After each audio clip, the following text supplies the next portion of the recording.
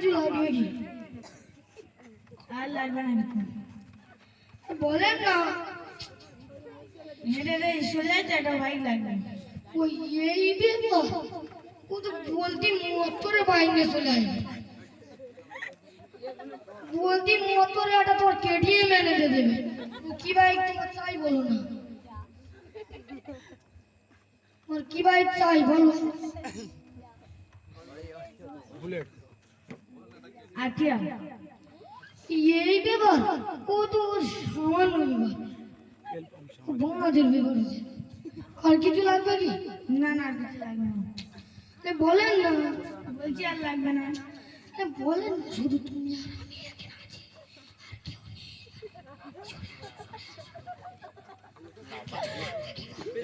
আছি, কি লাগবে?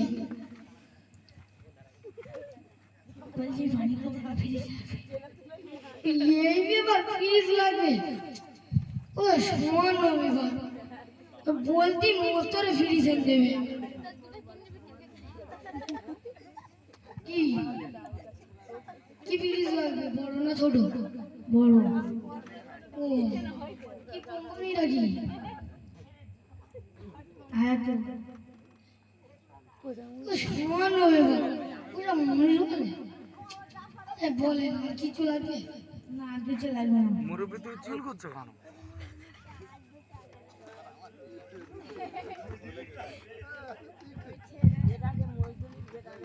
আস্তাগফিরুল্লাহ আস্তাগফিরুল্লাহ। আপনারা এই কি আলোচনা করছেন? এই একটা বিবাহের জন্য আপনারা প্রস্তাব দিচ্ছেন, আর যৌতুক হিসাবে আপনারা এই কি চেয়ে নিচ্ছেন? আমি বাবা কিছু জানি না, যতই মেয়ের বাপে ছেলের বাপে। শব্দ সামান নাকি? বলছি পানি খেয়ে হয় না, আবার ফ্রিজই করে দিবে। শব্দ সামান নাকি? এবারে এসো।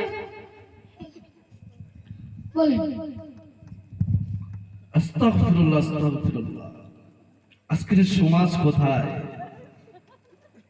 একটা কন্যা সন্তান জন্ম নিলে তার বাপের কি একটা বাইক জোগাড় করতে হবে? না, না, আমি বাবা কিছু বলিনি, ওই ছেলের বাপটা ওরকম চেয়েছিল। আবার কি একটা ফ্রিজও লাগবে? সারা জীবন গরম পানি খেয়ে খেয়ে অভ্যাস, জামনা খেকো ফ্রিজ চা।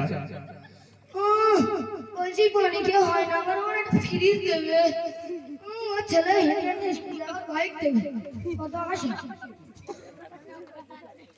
তোমরা কি ইসলামের নিয়ম কানুন জানো না?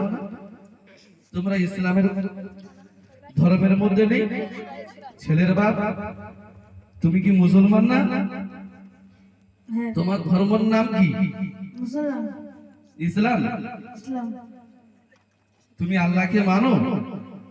হ্যাঁ তুমি নবীর প্রতি ঈমান এনেছো? হ্যাঁ।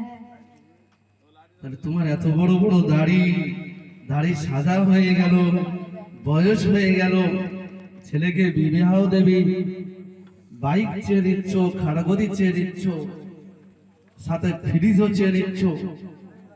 এই যৌতুক হারাম তুমি জানো না? এই বর্তমান সময় বাচ্চারা যে মোকালামাটা করেছে, মেরে বাপ হলে যেন একটা বড় অপরাধ বোঝা মাথায় নিয়ে এসছে। তার বাইক লাগবে, বিভিন্ন কিছু লাগবে, সম্পূর্ণ হারাম চেয়ে নেওয়াটা। আজ থেকে তওবা করে নাও যে জিন্দাগিতে আমার ছেলের বিবাহের জন্য কোনো কিছু চেয়ে নেব না।